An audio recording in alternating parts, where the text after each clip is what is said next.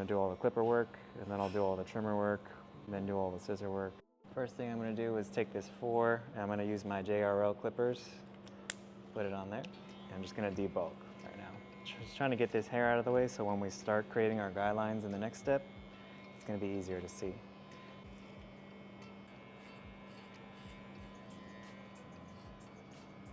I'm just gonna keep turning him so that we try to stay in the light as much as possible. I normally cut like that anyways. Before I take the guard off and move on to the next step, since the note said that he normally does a 4 with a grain on his beard, and I have the 4 on my clipper guard right now, I'm just gonna go ahead and do that right now, so I don't have to do it later. It's not always ideal, but there's this saying, if you're trying to reduce your hair cutting time, only pick up a tool once, only pick up a guard once. So ideally, once I put this guard down, I won't have to pick it up again. So I'm just gonna do everything that I can with this guard while it's on the clipper. And then when I put it down, ideally, I don't have to touch it again. Feels like it hasn't been that long since I saw you last time, Brett. Yeah, a month flies by. Yeah, I feel like it was just the new year. Mm-hmm. Now it's almost February. All right, debulking step is done. I'm gonna move on to actually starting the process of fading. It's a pretty simple haircut. So I'm gonna go in now with my clippers. I'm gonna open up the lever all the way, and I'm gonna create my guideline now. We're trying to keep the fade low here. So I'm just gonna go up maybe about a finger's width at the most above the ear, and that'll be where I stop it. This is what that looks like. Now I'm trying to create a soft line here, so when I get to that point where I wanna stop the half, I'm trying to lift up on the clipper. Some people call this a rocking motion, a C motion, whatever we wanna call it, but I like to lift up the clipper a little bit when I get to that stopping point to make a softer line, which is gonna be easier to erase later. I think our guidelines are almost even on both sides. It looks like it's a little bit higher on this side, so we'll just go a little bit higher here. Before we go any further, this is the most important step anyways, so we want to make sure that this is right. Now I'm going to grab my number 1 guard, which is going to leave it 1/8 of an inch long, and I'm going to open up the lever and create my next guideline. And you can also start the process of blending in the beard while you have this guard on, because again, you can use the same guard in multiple areas, so that way you don't have to do it again later. So once we pick up this guard and put it down, ideally we don't have to touch it again, or about a finger's width, to create my next guideline. Still doing that same like rocking motion so that I can make that line easier to erase later. And I have a brush in my hand because generally when I'm working with less than a number 2 guard, I have a brush in my hand. Once I get beyond a number 2, I usually switch to a comb. Just depends on the type of hair I'm working with. But for straight hair, that's what I typically do. Close the lever. So now I'm gonna start working on erasing our original guideline, which I made with the lever all the way open with no guard. Start that on this side too. All right, so I got the 1 guard, remember, all the way closed. And I'm just now working on erasing my original guideline because I don't want to create any more guidelines until I've erased the first one. So basically don't have more than 2 guidelines in the hair at any given time. That's the way I work at least. So create a new one, erase the old one, and then you just keep doing that until they're all gone. Now I'm going to switch to my half guard, which is going to leave at 1/16 of an inch. And this is to get in between the half, which is no guard, the lever all the way open, and the 1 closed, because there's almost always going to be a little line. The line here isn't as hard because we did this rocking motion, but there's still almost always a line in between those 2 steps, and that's where this guard comes in. So if you're having trouble getting rid of a line in between your skin fade with the lever open and the number 1, it's probably because you need to use this guard right here. So I'm going to start with the lever halfway open. And I would recommend just going in with just the corners. In case you end up guessing wrong and you go too short or you go too high, it doesn't do as much damage just using the corners like this as opposed to using the whole blade like this. That's usually why people struggle with skin fades and getting the line out, is because they are going in with the full blade like this and they're creating a new line and they're raising the fade higher. So you don't want to cut your guide. So just start with the corners like this and slowly erase that line. And this process is way easier if you did it with the first step. If you made a soft line to begin with, you won't have so much trouble erasing lines if you don't make hard lines. If your clippers are zero gapped, they might make this noise when you close the lever all the way. And that's because the moving blade is actually hitting the guard and chewing up the guard. So eventually the blade will wear away enough at the guard to where it doesn't make that noise anymore. But if you're wondering, after you zero gap your clippers, which means moving the moving blade closer to the non-moving blade so that they cut closer, if you're wondering why it makes that rattling sound, it's because it's hitting the guard.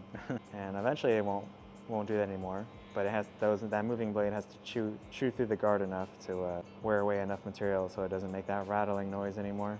Now I'm going to switch to the number 2 guard, and I got the comb in my hand now because we're working with longer lengths, and the 2 is going to leave it 1/4 of an inch long. So now I'm going to create my next guide. Now because we did all this with the 4, this 2 is going to start getting really close to blending right into the 4. And if we do this scooping motion good enough, it might even make it so we don't even have to use the number 3 guard.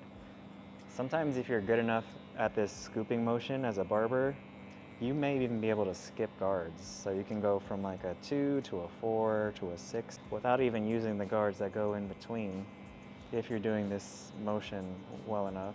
All right, so now that we finished with the 2 guard, I'm gonna switch to the 1.5 guard, which is gonna leave it 3/16 of an inch. And this is meant to get in between the 1 and the 2. So I'm gonna start with the lever closed, start working on that line that we made with the number 1. So now I'm going to switch back to my number 1 guard, because there's almost always a line, at least the way I do it, there's almost always a line from the 1 to the 1.5. So I'm going to go back to the number 1 guard, starting with the lever open, because sometimes if you're struggling to get a line out, what you need to get rid of the line is what you use to make it. So we made this line with the 1 open, so that's what I'm going to use to try to erase it. Starting with the lever open, just going to go in with just the corners so I don't create a whole new line and have to start over. Okay, but you got to do what you got to do, you know? We can work with it, just not ideal. Do you think it's a good idea for barbershop owners to test barbers on their own hair? Like have the barbershop owner cut their hair for the interview? I think it's a cool idea. I mean, it's risky on your behalf, but... All right, so that step's done, and now I'm going to switch to my 3 guard. So a 3 is 3/8 of an inch, and that's what I'm going to use to kind of blend into the 4 that we did earlier.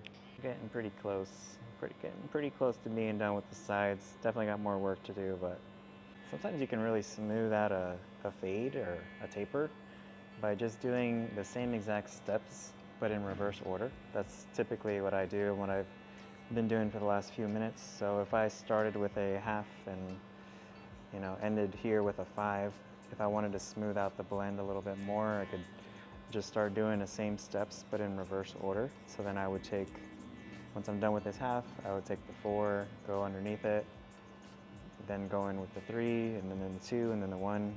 Just retracing my steps. There's almost always some hair left behind. So going over it again has that benefit too. Just want to be careful when you're doing this not to take those guards too high, because you can end up creating a new line. And since I'm pretty much done with the clipper work on the sides, I think I'm gonna go ahead and start shaping up the beard, because like I mentioned earlier, once I put these clippers down, ideally I don't want to touch them again. So I'm gonna do all the clipper work, and then I'll do all the trimmer work, and then do all the scissor work, and then do all the razor work at the same time. Just find that it's more efficient that way, as opposed to picking up the clipper or the guard multiple times. You can use a clipper like you would a trimmer.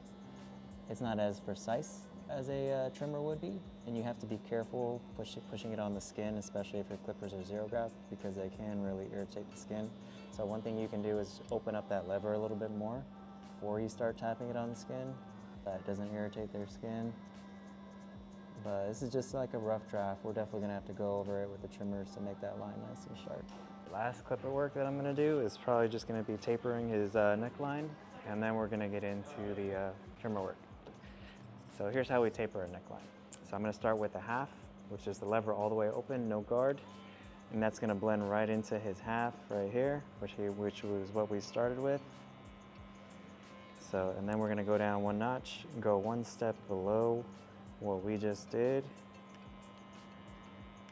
Go one more notch, go one step below that.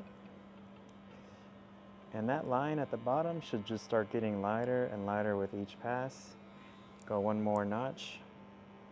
Try to stay below the area that I was just working in. And then now we're gonna go closed all the way. Probably another client we're gonna have to turn away. And then erase that final line. And now it's basically tapered. And then if you want, you can finish it up with the trimmers. One tip to get your trimmers to cut a little bit better is to pay attention to the direction of the hair growth. So you see his hair is growing straight down and maybe to the side a little bit. So I want to go in the opposite direction of that hair growth, and that's going to make the trimmer grab that hair a lot better. When going over the ear, you don't usually want to go all the way over like this because you can end up going too far into their hairline. So I like to start here and then stop around the top of the ear, and then I'm going to go to this side and meet that line at the top. That'll help prevent you from going too far into their hairline around the ears and giving them white walls, essentially.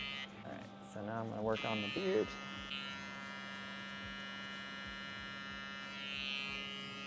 These trimmers are not even zero gapped, I believe. I believe these are just from the way they were set right out of the box. I felt like they were cutting sharp enough, so the factory settings. Yeah, I like what your lines are, man. You must have a good barber. Yes, it's not a good idea to chew gum, even when you're getting a haircut, because when you're chewing gum, it's like making your temple kind of go in and out. Can you pretend like you're chewing gum for a second? Yeah, you see that? So if I'm trying to line up his hairline and he's chewing gum, it just makes my job a little bit harder as a barber. So usually not a good idea to chew gum while your barber's making lines and things like that. In the same spot, trying not to go deep into his hairline. Keep swiping against the direction of the hair growth. Top of the ear, this line here, so we don't go too far over. And starting on this side and meeting at the top. Into cleaning up this line of his beard.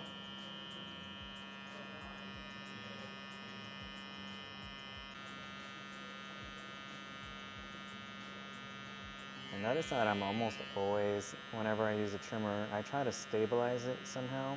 First thing that goes down is my hand. And that's gonna make the trimmer a lot more stable than even if I were just using two hands. It's not going to be as stable as resting a finger or your hand on the client's skin. Here too, with this part of my hand to stabilize the trimmer. Pretty much done with the trimmer work now, so I'm going to set that down, and ideally we don't have to touch that again. Now I'm going to get into the scissor work. It's actually water. Don't put Jack Daniels in your client's hair, please. Only been 4 weeks since your last haircut? Yeah. Okay, so since hair grows about ½ an inch every 4 weeks or so, I think that's probably a good place to start. What do you think? Is that good? Yeah. Okay, we'll start with that, and then we can always take off more shorter. Just keep in mind that hair is a little longer when it's wet, so it's actually going to be a little shorter than what it's going to look like when I'm done, than how it looks right now. You can always dry the hair out to see what the final look's going to be like. And then if they still want to go shorter, then go shorter. We'll be lucky if it gets down to 74. That's why we have fans on our station, because sometimes the AC can only do so much, so it's good to have a little fan close by. Keep the clients cool, keep the barbers cool. All right, and that's pretty much the top. Took ½ an inch off all around. Does that length look okay on top, or do you want to go shorter? No, what do you think? Good. Okay.